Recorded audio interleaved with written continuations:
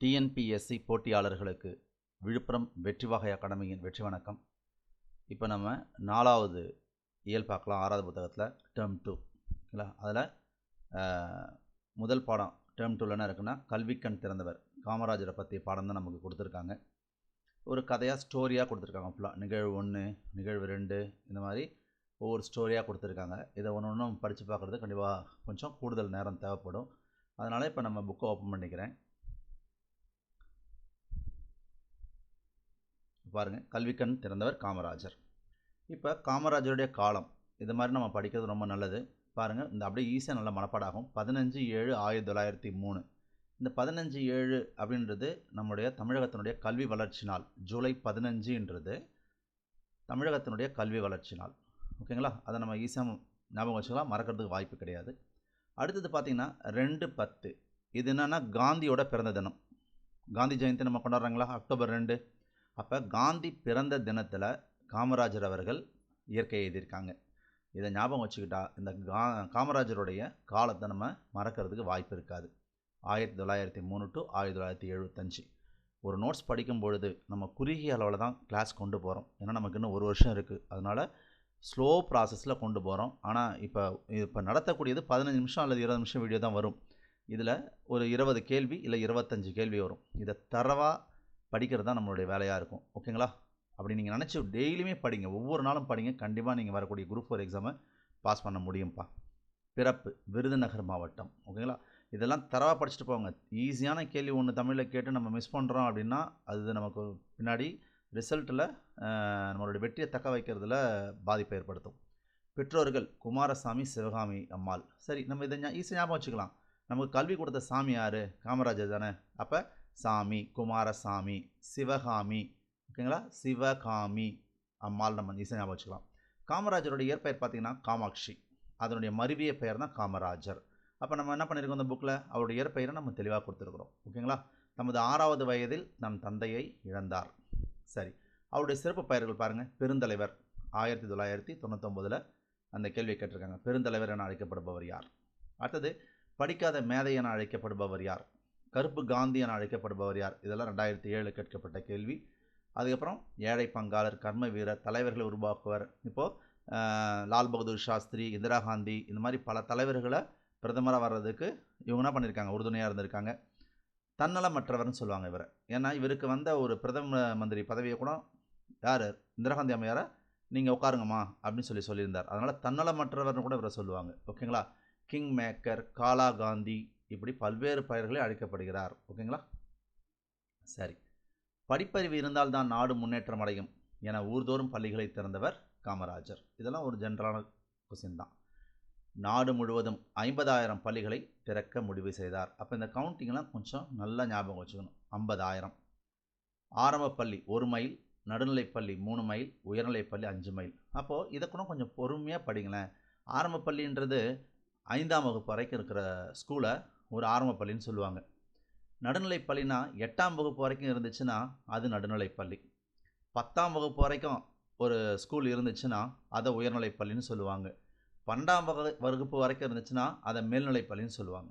ஓகேங்களா, அப்போ பாருங்கள், ஃபஸ்ட்டு ஆரம்ப பள்ளி 5ஆம் வகுப்பு வரைக்கும், நடுநிலைப்பள்ளி 8, உயர்நிலைப்பள்ளி 10. அப்போ பாருங்கள், இந்த இடத்துல பாருங்கள், 1 மைல் தூரத்தில் ஆரம்ப பள்ளி, 3 மைல் தூரத்தில் நடுநிலைப்பள்ளி இருக்கணும், 5 மைல் தூரத்தில் உயர்நிலைப்பள்ளி. அப்போ இங்கே என்ன வருது, ஒற்றைப்படை எண்கள் வருது, 1, 3, 5.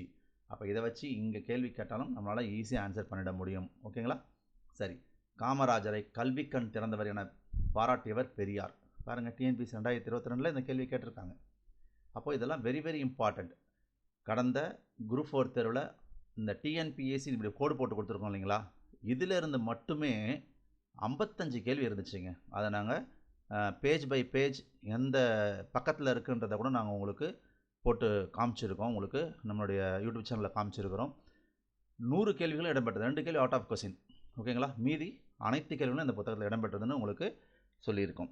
காமராஜர் முதலமைச்சராக பதவியேற்ற நேரத்தில் ஏறக்குறைய 6,000 தொடக்கப் பள்ளிகள் மூடப்பட்டிருந்துச்சு. அப்போ என்ன பண்ணியிருக்காங்க, அதை உடனடியாக திறக்க அவங்க ஏற்பாடு பண்ணாங்க. அப்போது 50,000 பள்ளிகளை திறக்கிறதுக்கு முடிவு செஞ்சார். 6,000 பள்ளிகளை, மூடப்பட்ட பள்ளிகளை மீண்டும் திறக்க செய்தார். அடுத்தது காமராஜர் பார்வையிட்ட தரைப்பாலம் பரமக்குடி தரைப்பாலம். அப்போ என்ன ஆகிடுது, ஒரு திடீர்னு அங்கே போகிறாரு, பரமக்குடிக்கு போகிறாரு. அங்கே ஆற்றை தாண்டி போக வேண்டிய சூழ்நிலை இருக்குது. ஆற்றை தாண்டி போக முடியல, தண்ணி அதிகமாக போகுது. அப்போ அங்கே இருந்த பள்ளிகள் ஸ்கூலுக்கு வர முடியல.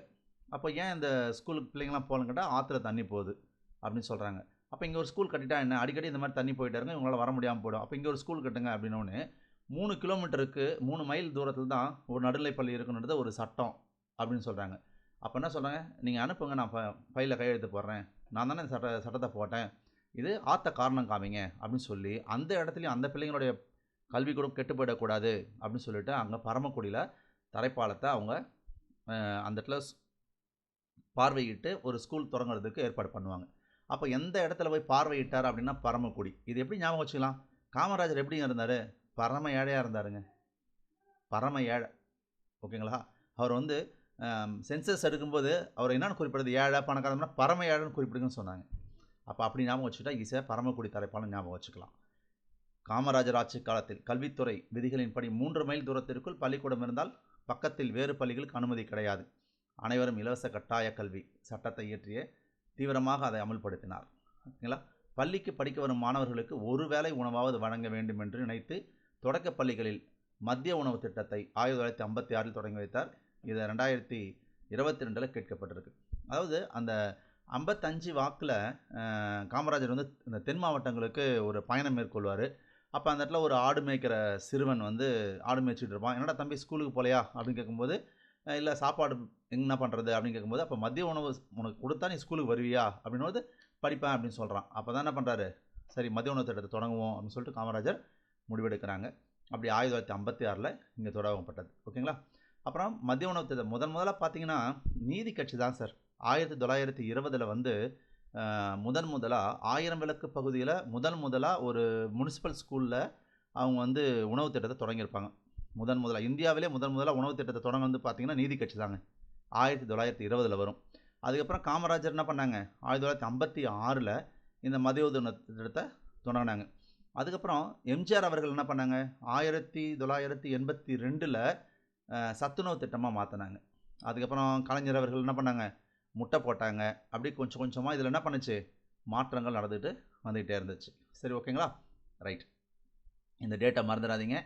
ஓகேங்களா, சரி, இது எக்ஸாம்பிள் கேட்கப்பட்ட கேள்வி. பள்ளிகளில் மாணவர்கள் ஏற்றத்தாழ்வு இல்லாமல் கல்வி கற்க மாணவர்களுக்கு சீருடை திட்டத்தை தொடங்கி வைத்தார். அப்போ பாருங்கள், சீருடை திட்டத்தை ஒரு ஸ்கூலுக்கு போகிறாரு, ஒரு பையன் நல்லா வசதியாக கோட் ஷூட் போட்ட மாதிரி வந்திருக்கிறான், ஒரு பையன் ட்ராயர்லாம் கிழிஞ்சு போயிருக்கு. அப்போ இங்கே என்ன தெரியுது, பணக்காரன் ஏழை என்ற ஒரு பாகுபாடு தெரியுது. அப்போ அதை நீக்கிறதுக்காக சீருடை திட்டத்தை அறிமுகப்படுத்துகிறார் காமராஜர் அவர்கள். ஆடு மேய்க்கும் சிறுவனையும் பள்ளிக்கூடம் செல்ல வழிவகை செய்தவர் காமராஜர். இப்போ புக்கில் பார்த்தீங்கன்னா போட்டிருப்பாங்க, ஒரு அம்பாசிடர் கார் போட்டிருப்பாங்க பாருங்கள், அந்த ஆற்று பாலம் போட்டிருக்காங்களா. அதுக்கப்புறம் இன்னொரு இது பார்த்தீங்கன்னா அம்பாசிடர் காரில், ஒரே ஒரு காரில் தான் சுற்றுப்பயணம் போனாங்க.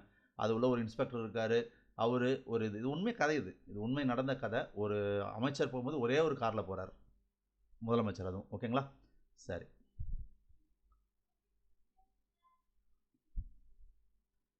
பள்ளி சீரமைப்பு மாநாடுகள் நடத்தியவர் காமராஜர் பல கிளை நூலகங்களை தொடங்கினார். பொறியியல் கல்லூரி, மருத்துவக் கல்லூரி, கால்நடை மருத்துவக் கல்லூரிகள், ஆசிரியர் பயிற்சி நிறுவனங்கள் ஆகியவற்றை புதிதாக தொடங்கினார். ஒவ்வொரு வரியையும் கவனமாக படிங்க. கல்வி புரட்சிக்கு வித்திட்டவர் காமராஜ். 1954 ராஜாஜி முதலமைச்சராக பதவியில் இருந்து விளங்கினார். அதுவே உங்களுக்கு தெரியும், குலக்கல்வியை கொண்டு வந்தாங்க, அதனால் மிகப்பெரிய எதிர்ப்பு வந்துச்சு. அப்போ 1954 ராஜாஜி அவர்கள் பதவி விலக வேண்டிய சூழ்நிலை வந்துச்சு. அப்போ காமராஜர் தான் முதலமைச்சராக பதவியேற்றாங்க 1954. 54லேருந்து 63 வரைக்கும் 9 ஆண்டுகள் அவர் வந்து முதலமைச்சராக இருப்பார். பாருங்கள், காமராஜர் முதலமைச்சராக பதவியேற்ற ஆண்டு 1954. அதை எக்ஸாம்ஸில் கேட்டிருக்காங்க. காமராஜர் முதலமைச்சராக பதவி வகித்த ஆண்டுகள். ஓகேங்களா, 54லேருந்து 63 வரைக்கும் 9 ஆண்டுகள்.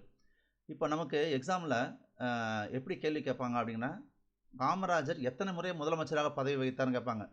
ஓகேங்களா, 3 முறை பதவி வகிச்சிருக்கா, அதெல்லாம் நான் உங்களுக்கு தனியாக, ஏன்னா காமராஜர் வெரி இம்பார்ட்டன்ட் பர்சனாலிட்டி, அதனால் 54 to 57 ஒரு பீரியடு, 57 to 62, 62 to 63, 63 அவங்கள பதவி விலகிறாங்க. ஓகேங்களா, சிறை சென்றது 11 ஆண்டுகள். இது எக்ஸாம்ஸில் கேட்டிருக்காங்க. இந்த மாதிரி 3 முறைன்றது ரொம்ப ரொம்ப முக்கியம். ஓகேங்களா, ரைட். காமராஜர் 1963 தாமாகவே முதலமைச்சர் பதவியிலிருந்து விலகுகிறார். எதுக்காகனா, 1962 இந்தியாவுக்கும் சீனாவுக்கும் போர் நடக்கும். அதில் வந்து இந்தியா தோல்வி அடையும். அப்போ பொருளாதாரம் கடுமையாக வீழ்ச்சி அடையும். அப்போ நேரு அவர்கள் கடுமையாக விமர்சிக்கப்படுவாங்க. அதனால் இந்த காங்கிரஸ் ஏன் இதை வந்து செஞ்சுது அப்படின்றத மக்களுக்கு எடுத்து சொல்லி மீண்டும் காங்கிரஸை வலுப்படுத்துறதுக்காக காமராஜர் அவர்கள் கே திட்டம்னு ஒன்று தொடங்குவாருங்க. அந்த கே திட்டத்தின் அடிப்படையில் உதாரணமாக மூத்த அமைச்சர்கள் பதவி விலகி காங்கிரஸை வலுப்படுத்தணும். இதுதான் கே திட்டம். அதுக்கு உதாரணமாக தன்னுடைய முதலமைச்சர் பதவியை 1963 தாமாகவே என்ன பண்ணுவார், பதவி விலகுவார். அதுக்கப்புறம் லால் பகதூர் சாஸ்திரி, மொராஜி தேசாய் போன்ற ஒரு பெரிய அமைச்சர்கள்லாம் என்ன பண்ணுவாங்க, இந்த கே திட்டத்தில் இணைஞ்சு அவங்க பதவியை விலகி காங்கிரஸை வலுப்படுத்துவாங்க. ஓகேங்களா. தமிழகத்தின் முதல் பெண் முதலமைச்சர் ஜானகி ராமச்சந்திரன். இதெல்லாம் நம்ம கொஞ்சம் கூடுதலாக உங்களுக்காக கொடுத்துருக்கோம். இதெல்லாம் வெரி வெரி இம்பார்ட்டன்றதுனால ஜானகி ராமச்சந்திரன் சிஎம்மாக இருந்த காலம் 1988 ஜனவரி 7 to 30. பாருங்கள், 2007 கேட்டிருக்காங்க. அப்போ இதை கேட்டிருக்காங்கன்னு சொல்லும்போது தான் நம்ம என்ன பண்ணுறது, கொஞ்சம் கூடுதல் தகவல் இதில் கொடுக்க வேண்டிய சூழல் நமக்கு ஏற்படுது. ஓகேங்களா. அதனால் உங்களுக்கு பேர்டன், அதாவது சுமையை புக்கில் எல்லாத்த கொடுக்குறேன், தயவுசெய்து சொல்லாதீங்க. எல்லாமே எக்ஸாம்ஸில் கேட்கப்பட்ட கேள்வி. ஓகேங்களா. ஜானகி ராமச்சந்திரன் சிஎம்மாக இருந்த காலம் 1982 ஜனவரி 7 to 30. 1946 முதலமைச்சராக இருந்தவர் பிரகாசம். 2017 கேட்டிருக்காங்க. 1949 முதலமைச்சராக இருந்தவர் குமாரசாமி. அது 2017. 2017 ஒரு எக்ஸாம் நடந்திருக்காது, கிட்டத்தட்ட ஒரு 15-20 எக்ஸாம் மேலே நடந்திருக்கும். அது அதில் கேட்கப்பட்டது. 1947 முதலமைச்சராக இருந்தவர் ஓமந்தூர் ராமசாமி. 1954 முதலமைச்சராக இருந்தவர் காமராஜர். இது எல்லாமே எக்ஸாம்ஸில் கேட்கப்பட்ட கேள்வி. ஓகேங்களா. ரைட். இதெல்லாம் கொஞ்சம் கவனமாக படிங்க. ஒரு அரை மணி நேரம் செலவிட்டால் போதும், தரவாக படிச்சிடலாம். காமராஜருக்கு தமிழக அரசு செய்த சிறப்பு. மதுரை பல்கலைக்கழகம் காமராஜருக்கு காமராஜர் என்ற பெயரை சூட்டியது. அப்போ காமராஜர் பல்கலைக்கழகம் எங்கே இருக்குது, மதுரையில். மதுரை பல்கலைக்கழகம் தொடங்கப்பட்ட ஆண்டு 1966. கொஞ்சம் தெளிவாக படிச்சுக்கோங்க. இந்த இயர்லாம் கொஞ்சம் நல்ல கவனமாக இருக்கணும். ஒரு இயர் கூட மிஸ் பண்ணிடக்கூடாது. இந்த மாதிரி புக்கில் இருக்கிறத கேட்டுட்டு நம்ம ஐயோ இதை மறந்துட்டோமே அப்படின்னு இல்லாத அளவுக்கு உட்காந்து படிங்கப்பா. 1978 காமராஜர் பல்கலைக்கழகம் என பெயர் மாற்றம் செய்யப்பட்டது. நடுவண் அரசு 1976 பாரத ரத்னா விருது வழங்கி சிறப்புது. பாருங்கள், 75 அவங்க இறந்துருவாங்க, இயற்கை எழுதுவாங்க. எங்கே இருக்குது பாருங்கள், 75 1975. அப்போ அடுத்த வருஷம் என்ன பண்ணுறாங்க, அவருக்கு சிறப்பு செய்து பாரத ரத்னா விருது வழங்குறாங்க. பாருங்கள், 1976. 78 உடனே என்ன பண்ணுறாங்க, பல்கலைக்கழகத்துக்கு பெயர் சூட்டுறாங்க. அப்போ அந்த கோர்வையை எடுத்துட்டிங்கன்னா நீங்கள் ஈஸியாக படிச்சலாம். 75 இயற்கை எழுதுறாங்க, 76 பாரத ரத்னா, 78 காமராஜர் பல்கலைக்கழகத்துக்கு பெயர் மாற்றம் செய்யப்படுகிறது. ஓகேங்களா. அவர் பேரில் வைக்கிறாங்க. சென்னை மற்றும் விருதுநகரில் நினைவு இல்லங்கள். ஏன்னா அவர் பிறந்தது எங்குங்க, விருதுநகரில் தான். சென்னையில் வாழ்கிறார். அப்போ 2 இடமும் நினைவு இல்லம். சென்னை தேனாம்பேட்டையில் காமராஜர் அரங்கம். அப்போது தேனாம்பேட்டையில் அரங்கம். சென்னை மெரினாவில் சிலை. சென்னை உள்நாட்டு விமான நிலையத்திற்கு இவரது பெயர் சூட்டப்பட்டது. அப்போ வெளிநாட்டு விமான நிலையம் யார் பேரில் இருக்குது, அண்ணான்ற பேரில் இருக்குது. ஓகேங்களா. கன்னியாகுமரியில் மணிமண்டபம். அது என்ன அன்னைக்கு அமைக்கப்பட்டது, 2000. இங்கே பாருங்கள், 10/2 அவருடைய இறந்த தினம். காந்தி பிறந்த தினம், காமராஜர் இறந்த தினம். அது 2000 அமைச்சிருக்காங்க. நாடாளுமன்றத்தில் ஆளுயர வெண்கல சிலை அமைக்கப்பட்டுள்ளது. இங்கே தமிழகத்திலேருந்து 2 பேருக்கு ஆளுயர வெண்கல சிலை அமைச்சிருக்காங்க. ஒன்று காமராஜர் அவர்களுக்கும் முத்துராமலிங்க தேவர் ஐயாவுக்கும் தான் என்ன பண்ணியிருக்காங்க, நாடாளுமன்றத்தில் ஆளுயர வெண்கல சிலையை அமைச்சிருக்காங்க. சுதந்திர இந்தியாவின் முதல் கல்வி அமைச்சராக விளங்கிய மௌலானா அபுல் கலாம் ஆசாத்தினுடைய பிறந்த நாளான நவம்பர் 11 தேசிய கல்வி நாளாக கொண்டாடப்படுது. இதுவும் ரொம்ப ரொம்ப முக்கியமானது. அப்போ தமிழகத்தினுடைய கல்வி வளர்ச்சி நாள் ஜூலை 15 நம்ம படிக்கிறோம் இல்லைங்களா, ஜூலை 15. அப்போது தேசிய கல்வி நாள் யாருடையதுன்னு கேட்டால் முதல் கல்வி அமைச்சர் மௌலானா அபுல் கலாம் ஆசாத் அவருடைய பிறந்தநாள் தான் தேசிய கல்வி நாள், நவம்பர் 11. ஒரு கூடுதல் தகவலாக கொடுத்துருக்குறோம். அதுக்கடுத்தது காமராஜர் பிறந்த நாளை ஜூலை 15 தமிழ்நாடு கல்வி வளர்ச்சி நாள். இது 2013-15 கேட்டுட்டாங்க. ஜூலை 15 2006 முதல் தமிழக அரசு கல்வி வளர்ச்சி நாளாக கொண்டாடி வருகிறது. அப்போ இதுவும் நாம் கூடுதலாக கொடுத்துருக்குறோம். டாக்டர் எஸ் ராதாகிருஷ்ணன் பிறந்த நாள் செப்டம்பர் 5 ஆசிரியர் தினம். இது எல்லாருக்கும் தெரிஞ்ச விஷயம். டாக்டர் அப்துல் கலாம் பிறந்த தினம் அக்டோபர் 15 மாணவர்கள் தினம். விவேகானந்தர் ஜனவரி 12 இளைஞர்கள் தினம். ஜவஹர்லால் நேருனுடைய பிறந்தநாள் நவம்பர் 14 குழந்தைகள் தினம். இதெல்லாமே எக்ஸாம்ஸில் 22 கேட்கப்பட்ட கேள்விகள். அடுத்தது மதிப்பீடு. பள்ளிக்கூடம் செல்லாததற்கு ஆடு மேய்க்கும் சிறுவருக்குரிய காரணம் ஊரில் பள்ளிக்கூடம் இல்லை. படிப்பறிவு படிப்பு ப்ளஸ் அறிவு. காட்டாறு காடு ப்ளஸ் ஆறு. ஓர் ஐயம் பாருங்கள், இந்த இடத்துல ஓர் ஐயம்னு ஒரு ஆப்ஷன் உண்டு. அப்போ ஓர் ப்ளஸ் ஐயம் நிறைய பேர் பிரிச்சுருவோம். அப்போ 1 + ஐயம். ப்ரீவியஸ் எக்ஸாம்ஸை பார்க்கும்போது நமக்கு அவ்வளோ தெளிவு கிடைக்கும்ப்பா. ஓர் என்னன்னு சொல்கிறாங்க, 1 + ஐயம் பிரிக்கணும்னு சொல்கிறாங்க. பசியின்றி பசி ப்ளஸ் இன்றி. குழந்தைகள் பள்ளிகளில் ஏற்றத்தாழ்வின்றி படிக்க காமராஜர் சீருடை திட்டத்தை அறிமுகப்படுத்தினாங்க. காமராஜரை கல்விக்கண் திறந்தவர் என மனதார பாராட்டியவர் பெரியார். இது மதிப்பீடில் பின்னாடி கொடுத்துருக்காங்க. 1963 புவனேஸ்வர் மாநாட்டில் காங்கிரஸ் கட்சியின் ஐஎன்சியின் தலைவராக இவர் தேர்ந்தெடுக்கப்பட்டார். ரஷ்யா கிழக்கு ஐரோப்பிய நாடுகளுக்கு சென்று அந்நாட்டு தொழில் முன்னேற்றங்களை நேரில் கண்டார். இங்கே பார்த்தீங்கன்னா நிறைய தொழிற்பேட்டைகளை உருவாக்கியிருக்காங்க, என்எல்சி உருவாக்கினாங்க. அதுக்கப்புறம் ரயில்வே ஃபேக்ட்ரி, ரயில் பெட்டி தொழிற்சாலை இருக்குங்களா பெரம்பூரில், அதையும் அவங்க தான் ஏற்படுத்தினாங்க. இந்த மாதிரி நிறைய தொழிற்பேட்டைகளை காமராஜர் ஐயா தான் உருவாக்கினார். 1966 லால் பகதூர் சாஸ்திரி தாஸ்கண்டில் காலமானார். லால் பகதூர் சாஸ்திரி இறப்புக்கு பின்பு இந்திய பிரதமராக இந்திரா காந்தி 1966 பிரதமராக பொறுப்பேற்றுக்கிட்டாங்க. 1964 நேரு இறந்துருவாருங்க. நேரு 1964 இறந்த உடனே 64 லால் பகதூர் சாஸ்திரி பிரதமராக வருவாங்க. அவங்க 66 இறந்துருவாங்க. அதுக்கப்புறம் இந்திரா காந்தி அம்மையார் வருவாங்க. ஓகேங்களா? இப்போ நூலகம் நோக்கி. கற்றது கையளவு கல்லாத உலகளவு என பாடியவர் ஔவையார். 2016 கேட்கப்பட்ட கேள்வி. மாவட்ட நூலகம், கிளை நூலகம், ஊர் புற நூலகம், பகுதி நேர நூலகம், தனியார் நூலகம் என பல வகைப்படுத்துகிறாங்க. ஆசியாவிலே மிகப்பெரிய நூலகம் சீனாவில் உள்ளது. ஆசியாவிலே 2வது பெரிய நூலகம் சென்னை கோட்டூர்புரத்தில் உள்ள அண்ணா நூற்றாண்டு நூலகம். சிஎன் அண்ணாதுரையின் 102வது பிறந்தநாள். அப்போ இதெல்லாம் நல்லா இந்த கவுண்டிங்லாம் எத்தனாவது பிறந்தநாளை முன்னிட்டு அதெல்லாம் கேட்பாங்க. 100வது பிறந்தநாள் நம்ம ஒழுங்காக படிக்கலாம், 100 அதை தான் எடுப்போம். அப்போ இங்கே நல்லா கவனமாக பார்த்துக்க. 102வது பிறந்தநாளை முன்னிட்டு தான் 2010 என்ன பண்ணியிருக்காங்க, அந்த அண்ணா நூற்றாண்டு நூலகத்தை அவங்க தொடங்கியிருக்காங்க. செப்டம்பர் 15ஆம் நாள் அப்போதைய தமிழக முதல்வர் கலைஞர் அவர்களால் திறந்து வைக்கப்பட்டது. ஏன்னா அண்ணா பிறந்தநாள் அது. இந்த நூலகத்தின் பரப்பளவு 8 ஏக்கர் அளவில் அமைந்துள்ளது. அப்போ ஏக்கரும் 8, அதில் இருக்கிற தளங்களும் 8 அடுக்கு. ஓகேங்களா? அப்போ ஏக்கர் 8 அடுக்கு. அப்படியே ஈஸியாக படிச்சுக்கலாம். ஓகேங்களா? நூலக விதிகளை உருவாக்கியவர் ரா அரங்கநாதன். ஓகேங்களா? இதெல்லாம் அடிக்கடி எக்ஸாமில் கேட்கப்படுற கேள்வி. பாருங்கள், 2023 கேட்டிருக்காங்க. அரங்கநாதன். இந்திய நூலக தந்தை ரா அரங்கநாதன். அடுத்தது, ரா அரங்கநாதன் பிறந்த நாளான ஆகஸ்ட் 9 தேசிய நூலக தினமாக கொண்டாடப்படுகிறது. அப்போ இது தேசிய நூலக தினம் ஆகஸ்ட் 9ன்றதை தெளிவாக படிச்சுங்க. 2021 கேட்கப்பட்ட கேள்வி. தமிழக நூலகத்துறையின் முன்னோடி என அழைக்கப்படுபவர் வே. தில்லை நாயகம். அண்ணா நூலகத்தின் தரைத்தளம் பார்வைத்திறன் குறைபாடு உடையோருக்கான பிரிவகம். ஏன்னா அவங்களால படிக்கட்டெலாம் ஏற முடியாது, அதனால் தரைத்தளம் பார்வைத்திறன் குறைபட்டவர்களுக்கு. பார்வையற்றோருக்கான படிப்பு முறை பிரெய்லி. ஏன்னா அது அவர் தான் உருவாக்கினார், அதனால் அவர் பேர்லேயே வழங்கப்படுது. பார்வையற்றோருக்கு ஒளி வடிவ நூல்கள், குறுந்தகடுகள் அப்போ அங்கே தரைத்தளத்தில் வச்சுருப்பாங்க. செயற்கை மரம் உள்ள பகுதி குழந்தைகளுக்கான பகுதியாகும். குழந்தைகளுக்கான பகுதியில் 20,000க்கும் மேற்பட்ட நூல்கள் உள்ளன. அப்போ இந்த கவுண்டிங் எவ்வளோன்றதை கொஞ்சம் கரெக்டாக படிச்சுக்கணும். 20,000ன்றதை. பழமையான ஓலைச்சுவடிகள் சேகரித்து வைக்கப்படும் இடம் 7வது தளம். இதே நீங்கள் 6வது புக்கு பார்த்தீங்கன்னா தமிழகத்தில் ஒரு 4 இடங்களில் இந்த மாதிரி ஓலைச்சுவடிகள் பாதுகாக்கப்படுதுன்னு உங்களுக்கு சொல்கிறாங்க. வரலாறு, புவியியல், சுற்றுலா நூல்கள் உள்ள இடம் 7வது தளம். இப்போது அந்த அண்ணா நூற்றாண்டில் உள்ள 8 தளங்களில் என்னென்ன, முதல் தளத்தில் என்ன இருக்குது, 8வது தளத்தில் என்ன இருக்குது, அதெல்லாம் கொஞ்சம் நம்ம தெளிவாக மனப்பாடம் பண்ணிக்கணும்ப்பா. கொஞ்சம் கூட என்ன பண்ணக்கூடாது, தெரியலன்னு சொல்லவே கூடாது. ஒரு தடவைக்கு 2 தடவை உட்காந்து படிங்க.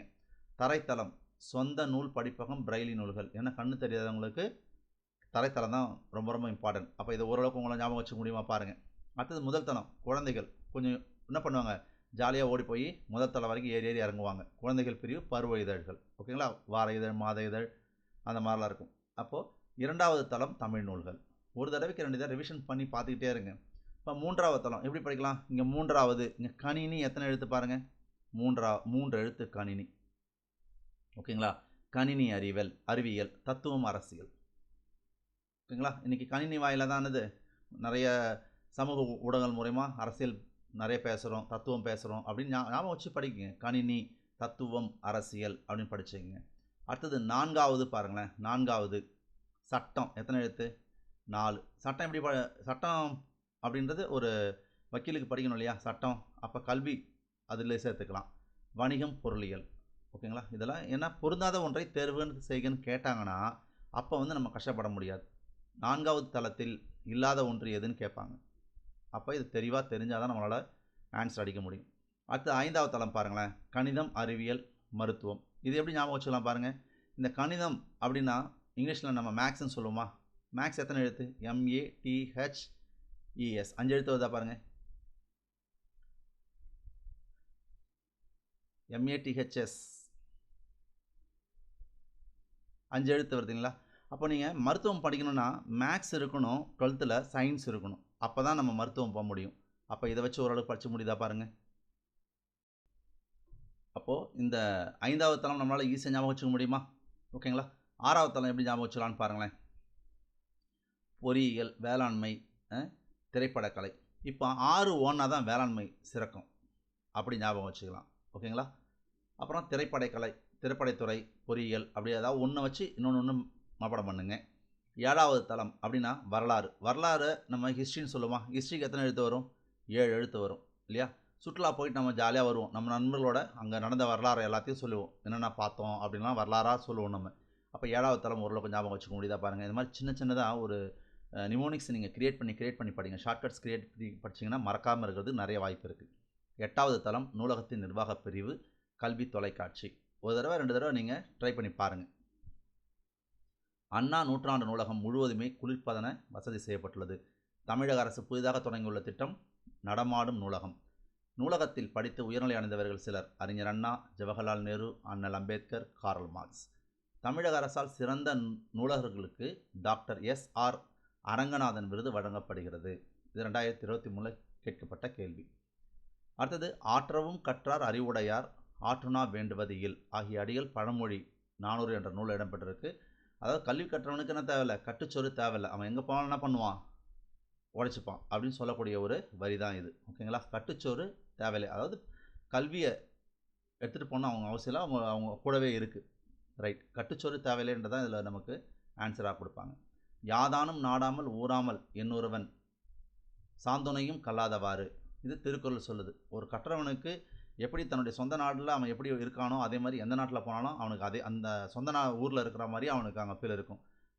ஒருத்தவன் கல்லாமல் இருக்கிறது எப்படி அப்படின்னு அவர் கேட்குறாரு. அவ்வளோதான் இதில் நமக்கு இருக்கிறது. கொஞ்சம் ஒரு தடவைக்கு 2 தடவையாக நல்லா தரவாக பார்த்துக்குங்கப்பா. அதுக்கப்புறம் இப்போ இலக்கணம் பார்க்கலாம். இணை எழுத்துக்கள். இப்போ 4வது எல்லாம் நம்ம முடிக்கிறோம். இது இணை எழுத்துக்கள் அப்படின்றத பாருங்கள். எழுத்துக்களுக்கிடையே ஒழிக்கும் முயற்சி பிறக்கும் இடம் ஆகியவற்றில் ஒற்றுமை உள்ள எழுத்துக்கள் இணை எழுத்துக்கள். ஓகேங்களா? இப்போ நம்ம லாஸ்ட் கிளாஸில் பார்த்தோம் முயற்சி பிறப்பு அப்படின்றது. ஓகேங்களா? முயற்சி பிறப்புன்றது எந்த இடம் யோசிச்சு பாருங்கள். உதடு, பல், நா, அன்னம், இதுதான் முயற்சி பிறப்புக்கான இடங்கள். ஓகேங்களா? இடம் பிறக்கிற இடம் என்னது? தலை, கழுத்து, மார்பு, இதில் தான் நம்ம சொல்கிறோம். ஓகேங்களா? 6 வல்லின மெய் எழுத்துக்கள், அதற்கு இனமான 6 மெலின மெய் எழுத்துக்கள் இணை எழுத்துக்களாக வரும். ஓகேங்களா? அப்போ வல்லின எழுத்துக்கு இனமான எழுத்து எதுன்னு கேட்டால் மெலினம், மெலினத்துக்கு இனமானது எதுன்னு கேட்டால் வல்லினம். அப்போ வல்லினத்துக்கு மெலினமும் மெலினத்துக்கு வல்லினமும் இணை எழுத்துக்களாக அமையும். சொற்களின் மெல்லினமை அடுத்து பெரும்பாலும் அதன் இனமாகிய வல்லின எழுத்துக்கள் வரும். இப்போ பாருங்கள், இங்கே பார்த்தாலே தெரியும். இப்போது இது உங்களுக்கு புரியல அப்படின்னா நான் இப்போ காமிக்கிறேன். இங்கே திங்கள் இருக்குது, இது இங்கு மெலினம், கா என்பது வல்லினம். அப்போ இந்த மெலினத்துக்கு இணையான எழுத்து எது? வல்லினம் தான். அப்போ இது எல்லாமே அந்த கசட தபர ஞன நமன அதில் தான் இதில் கொடுக்குறாங்க. இப்போ உங்களுக்கு இது புரியல அப்படின்னா இங்கே பாருங்கள். இங்கே பாருங்கள், இப்போ நான் மேலே வல்லினம் எழுதியிருக்கேன், அதான் புள்ளி வச்சுக்கிங்களேன். இக்கு, இச்சு, இட்டு, இத்து, இப்பு, இரு அப்படி தான் ஞாபகம் வச்சுக்கிங்க. ரைட்டுங்களா? மெலினம், இது இடையினம். இப்போ இங்கே மெலினம் இருக்குது பாருங்கள், இங்கு. இந்த இங்குக்கு மேலே என்ன இருக்குது? கா இருக்குது இல்லைங்களா? அப்போ பாருங்கள், இங்குக்கு மேலே கா இருக்குது. இங்கே எப்படி எழுத்து அமைஞ்சிருக்கு பாருங்கள், சங்கம். இதுதான் மெலினத்துக்கு இணையானது வல்லினம், இணை எழுத்துக்கள்னு சொல்கிறாங்க. இப்போ பாருங்களேன், இஞ்சிக்கு மேலே என்ன இருக்குது? சா இருக்குது. அப்போ பாருங்களேன், அந்த சா, சா, சி, சி, சு, சு, சே, சே, சை, சோ, சோ, சவ் அந்த 12 எழுத்துக்களுமே இடம் பெறலாம். பாருங்கள், இஞ்சிக்கு மேலே என்ன இருக்குது? சா. அந்த சா வரிசையில் தான் எழுத்து இருக்கா? அப்போ மெலினத்துக்கு இணையானது எது? வல்லினம் தான். வல்லினத்துக்கு மெலினம் இணை எழுத்துக்கள். அடுத்தது பாருங்களேன், மண்டபம். இந்த 2 எழுத்தை பாருங்கள், இன்னுக்கு மேலே என்ன இருக்குது? டா இருக்குது. அப்போ மண்டபம். அப்போது மெல்லினத்துக்கு வல்லினம் தான் இணை எழுத்து. எல்லாத்தையுமே பாருங்கள், பொறுமையாக இந்த மாதிரி நீங்கள் உட்காந்து இலக்கணம் முதற்கொண்டு தரவாக படிங்க. இங்கே பாருங்கள், இந்துக்கு மேலே என்ன இருக்குது? தா இருக்குது. அப்போது மெல்லினத்துக்கு வல்லினம் தான் இணை எழுத்து. இங்கே பாருங்கள், இம்முக்கு மேலே பா இருக்குது. அப்போ அதனுடைய வரிசை தான் வரும். இங்கே பாருங்கள், இன்னுக்கு மேலே ரா, இதுதான் இணை எழுத்துக்கள். இப்போ இடையின எழுத்துக்கள்னால் இதில் இருக்கிற எழுத்துக்களே என்ன இருக்கும்? இணையானதாக இருக்கும். இப்போ பாருங்கள், இப்போ இந்த இடம் உங்களுக்கு புரிஞ்சுதா பாருங்கள். நான் அடுத்தது இந்த இடம் புரிஞ்சுதா பாருங்கள். அடுத்தது இடையினை எழுத்துக்கள் ஆறும் தனக்கு இணை எழுத்துக்களாக அமையும். செய்யாது. அப்போ ஈ வந்தால் அதனுடைய இணை எழுத்தே வருது பாருங்கள். இரு உ. இப்போ இங்கே பாருங்கள், இரு இங்கே இருக்குது, உ இதனுடைய இணை எழுத்து. அப்போது இதில் இருக்கிறதே தான் மாற்றி மாற்றி வரும் பெரும்பாலும். ஓகேங்களா? உயிரெழுத்துக்களில் குறிலுக்கு நெடிலும் நெடிலுக்கு குறிலும் இணை எழுத்துக்கள். பாருங்கள், இப்போ ஆ அதுக்கு இணையான எழுத்து ஆ. இ எல்லாத்துக்கும் இப்படி நம்ம படிச்சுக்கணும். ஓகேங்களா? தமிழில் இணை எழுத்து இல்லாத ஒரு எழுத்துன்னா அது ஆயுத எழுத்து மட்டும்தான். அந்த ஆயுத எழுத்துக்கு மட்டும்தான் இணை எழுத்து கிடையாது. அப்போ இதுவே ஒரு கொஸ்டின் தான். இதோ இருக்குது பாருங்கள். இணை எழுத்து இல்லாத ஒரே எழுத்து ஆயுத எழுத்து. நம்ம புக்கில் கொஞ்சம் கூடுதல் தகவல்களை இது மாதிரி உங்களுக்கு டீப்பாக எக்ஸ்பிளேஷன் கொஞ்சம் தெளிவாக கொடுத்துருப்போம். ஐ என்ற எழுத்திற்கு இணை எழுத்து இ, அவ் என்ற இணை எழுத்துக்கு இணை எழுத்து உ. பாருங்கள், 2021 கேட்டிருக்காங்க. இதெல்லாம் வெரி வெரி இம்பார்ட்டண்டான விஷயம். ஓகேங்களா? அளபடைகள் மட்டும் நெடிலை தொடர்ந்து அதன் இனமாகிய உயிர்குறில் எழுத்து சேர்ந்து வரும். ஓகேங்களா? இணை எழுத்து இல்லாத ஒரே எழுத்து ஆயுத எழுத்து. இப்போ இது வந்து அளபடையில் பார்க்கும்போது நான் உங்களுக்கு சொல்கிறேன் எப்படி வரும்ன்றதை அளபடையில் சொல்கிறேன். அப்புறம் இது வழியாக டிஎன்பிஎஸ்சியில் எப்படி கேள்வி கேட்டிருக்கிறாங்கன்றதையும் நம்ம கொடுத்துருக்கோம். இந்த புக்கோட சிறப்பு, நீங்கள் படிக்கிறீங்க, அப்படியே டிஎன்பிஎஸ்சியில் கேட்ட கேள்விகளை உடனே நீங்கள் பார்க்குறீங்க. இப்போ வினா எழுத்து இருக்குது, அப்படியே டிஎன்பிஎஸ்சியில் கேட்ட கேள்விகள் பாருங்கள், எவ்வளோ உதாரணங்களை கொடுத்துருக்கோம். அப்படி படித்த உடனே அந்தந்த உதாரணங்களையும் பார்த்து நீங்கள் அவ்வளோ எளிமையாக புரிஞ்சுக்கலாம். இந்த புத்தகமே வந்து போட்டியாளர்கள் நேரத்தை மிச்சப்படுத்தணும், அங்கங்கே போய் பழைய புக்கு புது புக்கு அதுக்கப்புறம் ப்ரீவியஸ் இயர் கொஸ்டின் பேப்பரு இதெல்லாம் தேடி கண்டுபிடிச்சி நேரத்தை செலவிடாமல் இருக்கிறதுக்காக அவ்வளோ வழிவகை இந்த புக்கில் உங்களுக்கு நாங்கள் செஞ்சுருக்கோம். படிக்கிறீங்க, உடனே ப்ரீவியஸ் இயர் கொஸ்டின் பேப்பர் படிச்சிடுறீங்க. அதுதான் இந்த புத்தகத்துடைய சிறப்புப்பா. ஓகேங்களா? எங்கள் சேனல் நாங்கள் நடத்துறது உங்களுக்கு பிடிச்சிருக்கு, இந்த கிளாஸ் பிடிச்சிருக்குன்னா சப்ஸ்கிரைப் பண்ணிக்கங்க, உங்கள் ஃப்ரெண்ட்ஸுங்களுக்கு ஃபார்வர்ட் பண்ணுங்கள், கமெண்ட் பண்ணுங்கள். ஓகேங்களா? இதே மாதிரி அடுத்தடுத்து நிறைய வீடியோஸ் கொடுக்குறதுக்கு நாங்கள் பார்க்குறோம். இன்றைக்கி இதுக்கு முன்னாடி கொஞ்சம் மேக்ஸ் வீடியோ போட்டிருக்கோம், ஷார்ட்கட்ஸ் கொடுத்துருக்கோம். அது வந்து கொஞ்சம் ஷார்ட்கட் ஈஸியாக கொடுக்கணுன்றதுக்காக போட்டிருக்கு. அதுக்கப்புறம் ப்ராப்பராக வந்து முறையாக கொஞ்சம் பேசிக் தெரியாதவங்களுக்கும் நாங்கள் மேக்ஸ் கொடுக்கணும்னு பார்க்குறோம். அப்போ ஃபண்டமெண்டலேருந்து போனால் தான் அதை கொடுக்க முடியும். அடுத்தடுத்த கிளாஸில் நாங்கள் அதை கொடுக்கறதுக்கு முயற்சி பண்ணுறோம். ஓகேங்களா? உங்கள் கமெண்ட்ஸ் கொடுங்க, எப்படி இருக்கணும் அப்படிங்க கமெண்ட் பண்ணிங்கன்னா தான் எங்களுக்கு பெட்டராக இருக்கும். ஓகேங்களா? கமெண்ட் பண்ணுங்கள். ஓகேங்களா? தேங்க்யூ. All the best.